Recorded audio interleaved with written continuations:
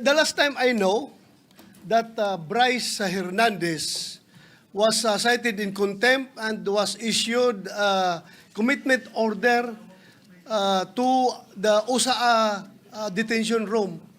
May I know the whereabouts of that Brice Hernandez right now, Mr. President? Well, according to the newspaper accounts that I've read, I think they had our Senate President and the Speaker of the House had an agreement to commit Brice Hernandez at the PNP Custodial Center at Camp Crame. May If I'm I correct, Mr. clarify? President. May I clarify that quite accurate answer by Senator Estrada for the information of Senator De La Rosa and the public.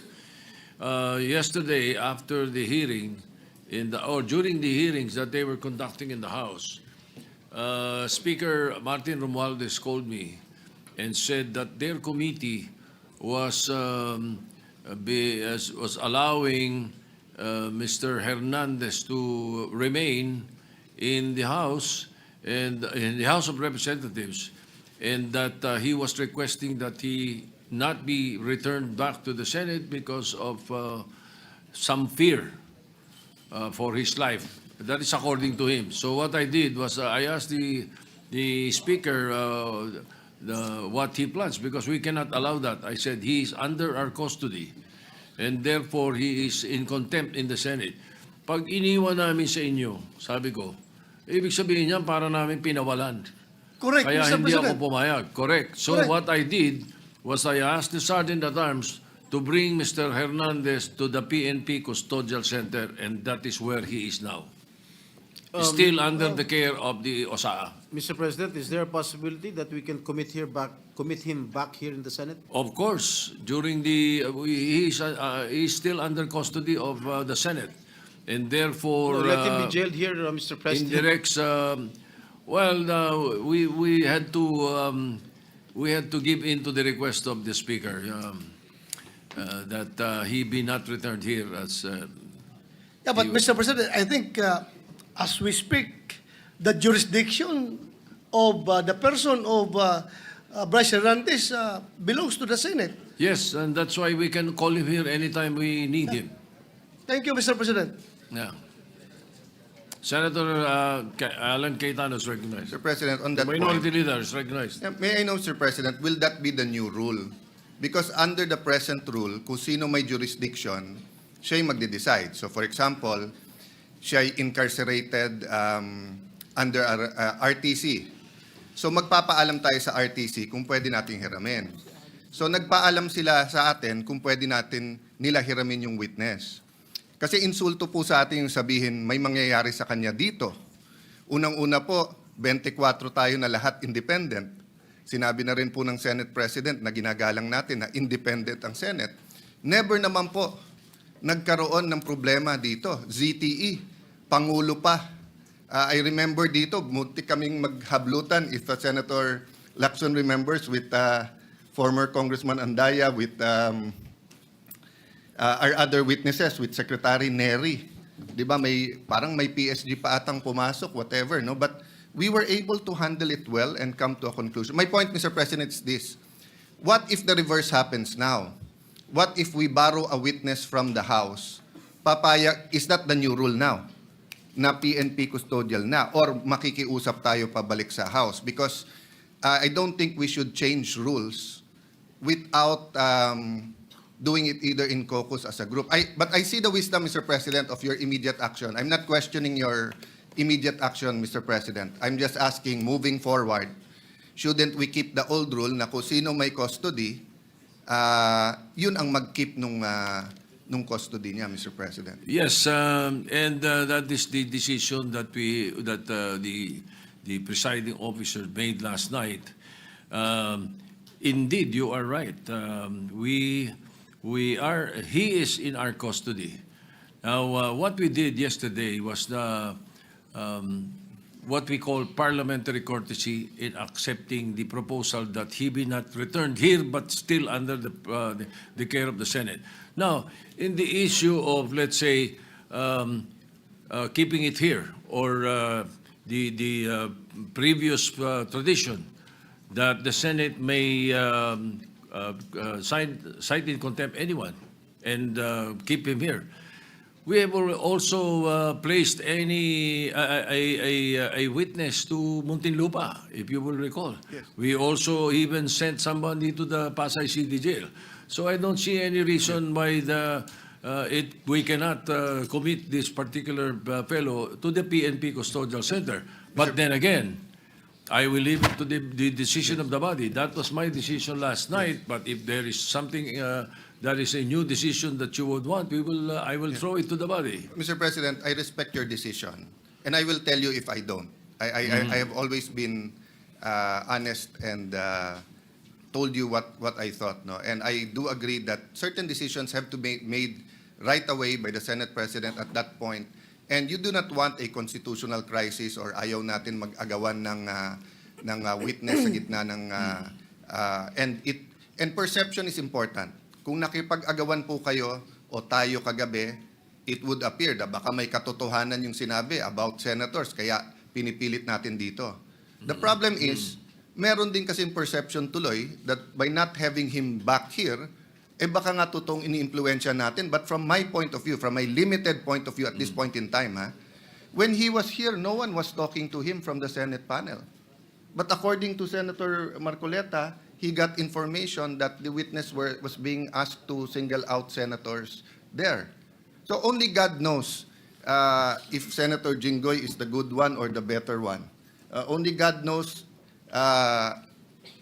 the totality of accusations against Brother Joel. But what do I know? I know na si Brother Joel, 2016 pa lang, 2017, when I left the Senate to go to the DFA, speech na ng speech to tungkol sa flood control eh. Even President Duterte had a speech na ang problema ko, DPWH. And never tinago ni ni President Duterte. Nandun yun po, nasa Facebook, nasa TikTok na sinasabi niya, baka may ghost project pa. 2022, to be fair to our new chairman of the committee on the Blue Ribbon Committee and the Senate President, you weren't here at that time, but I'm sure you monitored it. Tinuturo naman ni Secretary Bonoan kung bakit nagkaganon yung budget at ba't suddenly lumaki na naman yung budget. No? So the point is, Mr. President, perception here matters. Tomorrow ba or the next day, we will announce, I think Malacanang has already said they will announce a independent commission. The minority has not discussed whether we will support it or not. Personally, I support it. But just like Ferdinand Marcos Sr., he always asked the opposition for one member. Kasi kahit gaano ka-independent ang members niyan, kahit anong integrity niyan, tao pa rin yan eh. Pwedeng may agenda pa rin yung mga yan. So we will discuss in the minority. For example, kung maglalagay sila doon, do they commit? Hindi sila tatakbo for national office in 2028. Baka may integrity nga. Gagamitin naman yung commission to run in 2028. Will they sign also that wala silang conflict of interest? Because some of the credible people now being interviewed are part of conglomerates and are working for oligarchs that also have their interests, maybe not in infrastructure, but on other things. So ang point ko, Mr. President, na-disrupt yung sistema ng corruption, which is good. Pero ang ginagawa pabalik ng mga corrupt, dinidisrupt din tayo eh. Dinidisrupt din yung mga nag-imbestiga. That's why yesterday, I'm happy we have a consensus, the majority and minority, that we should continue our hearings. Iba yung sa House. I mean, wala tayong pakialam doon. If we agree with it or not, nasa sa kanila yon. Kung nag-iimbento sila o totoo sinasabi nila, yan ang sistema eh. Democracy is messy. Tayo po dito, respetuhin din nila. Kung may problema sa miyembro natin, 24 naman po tayo. We call out each other and we find a way to still have coffee or merienda together in the lounge. Sometimes not for 1 week because we're upset at each other. But that's the system, Mr. President. So again, Mr. President, I support, I acknowledge your right and the wisdom of deciding that last night. But personally, I don't know my companions in the minority. Personally, labanan ngayon ng perception eh. Tutuloy ba yung mga hearings? Sino ba ipapatawag? Kakampihan ba natin mga senador porque kapwa senador yon? Pwede ba magsalita yung iba kasi dati siyang DPWH, kasi dati siyang speaker, dati siyang all of this will be there, Mr. President, no. If only we could have the speeches of Senator Lacson in like yesterday in such an orderly manner. But hindi po ganun pagka pag nandiyan na yung mga witnesses eh. Ang katotohanan po nun, kung 10 yung witness, unless we have 1 witness at a time, pero kung 10 ang witness, 10 ang senador, you cannot stop any senator kung sino tatanungin niya doon, Mr. President, di ba? So yun po ang problema lang, that since this involves high-ranking people and the PNP is not under the Senate, it creates another perception who controls who. But thank you for informing us that TUSAA is there and they're looking at that. No? But Mr. President, sa akin lang po, kung babaguhin yung rule, so I acknowledge you're not changing the rule. You made a decision and is throwing it back. But kung babaguhin yung rule, I think we have to discuss it thoroughly. Because nga, masyadong mabigat yung accusation nung DE ba? Assistant DE na takot siya dito or whatever. Kasi Mr. President, ang dami na natin naging witness dito kung sino-sino inaccuse kapwa senador eh. Never naman. I think when I was Blue Ribbon Chair, I just remember si June Losada natulog pa sa couch sa opisina ko. Sa baba, I think I only visited 1 witness once. Otherwise, hindi. So, anyway, Mr. President, thank you for your patience in hearing us out. But may I defer to the chairperson now of the committee. Yes, before Senator Ping Lacson is recognized. Thank you, before Mr. President. With all due respect to the distinguished minority leader, there's what we call legal custody and physical custody. Lawyers know this, Mr. President. As long as the Senate retains the legal custody over the person of Brice Hernandez, the physical custody is of no moment, Mr. President. Whenever we need him, we'll just direct the PNP Custodial Center to deliver him here.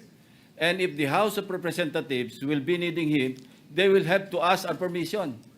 They cannot go direct to the PNP and tell them to bring the person of Brice Hernandez to the House of Representatives. And this is not a new rule, Mr. President. We have committed Alvin Balag to the Pasay City Jail. We have committed persons cited in contempt by the Senate in other detention centers. We're not changing the rules, Mr. President.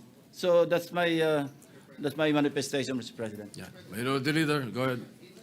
Tama po si Senator Lacson na may legal at physical custody. Pero it's always the committee and the Senate who decides the physical custody. So in the case na sinabi yung Pasay City Jail, it was the decision of Senator Dick Gordon and the committee na doon ilagay. In fact, ayaw nila eh. Yung mga kinulong doon, gusto nga dito. In this case, it is the witness, Assistant DE, saying, wag niyo akong dalhin doon, tapos siya yung nasunod. So the issue here is not only the physical and the legal custody. The issue also is the integrity of the Senate, the perception that if we don't have him here, de lahat na lang ng witnesses sasabihin, wag tayo doon. Paano kung wala rin silang tiwala sa PNP? Wag sa PNP, lilipat natin sa NBI. The peculiarity of this case is that it wasn't the House, nor the Senate, nor the PNP, nor the intelligence community making the request. It was the witness. I beg to disagree.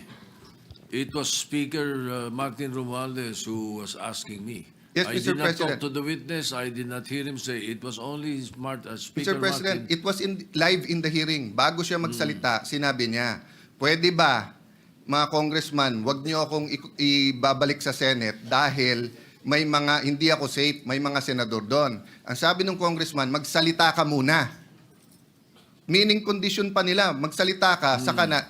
That's why I think, in fairness to the Speaker, no? I don't think this is his personal I don't think wishes. he was also present. Yeah, in much the same way as I did not hear that. Let me clarify particular- that, Mr. President. I Yes. don't think it's his personal request.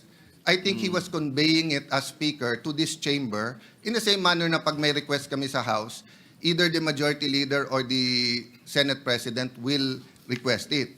But hindi naman po alam ng tao na ang request ay formal eh.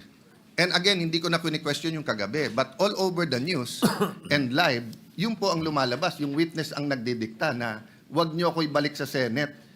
Ano ba experience niya dito? Ano ba ang ginawa natin sa kanya? Di ba? Wag siyang ibalik sa Senate for detention. Yes. Pero we will never allow that he not be brought here back when Agree, you need Mr. it. President, As a but matter of fact, if you move for for him to be returned here, we will return him right away. Agree, Mr. President. Ang problema kasi gives the impression na pag dito, mapre-pressure or may kakausap sa kanya. Yun yung impression ngayon eh. Which I think is unfair to all of us. I'd love for him to name senators here para ma-confront natin na siya. But anyway, Mr. President, I Yes, think we okay. vented the, I don't know the pleasure of my colleagues. So may I yield to Okay. Senator So Marcoleta? just to ventilate more on what the minority leader was saying, let me just place on record so that the public will know. You know, we have Section 6C of the rules of the Blue Ribbon Committee. It's very clear. It says a witness cited in contempt may be ordered to be detained in such place as may be designated by the committee alone or with the concurrence of the Senate President. Or either. Just on the rules, we've done this already in the past, and we have not deviated from the rules. But if our good colleagues would like to discuss this further, maybe in a caucus, after the speeches, we could have a caucus and discuss, Mr. President, if we want him back here, or we would keep him in the PNP Custodial Center. Yes, So that we can we'll- continue with the debates. We'll continue with that. But before I recognize Senator De La Rosa or Senator Marcoleta, again, for the concern of the minority leader, the People's or the Independent Commission that is being created, we leave it up to the executive. That's their problem. But in the Senate, I have filed since August 16 the Independent People's Commission. Perhaps your concern can be addressed in our own bill. I hope very soon we will be conducting a hearing of the matter. Yeah, both Mr.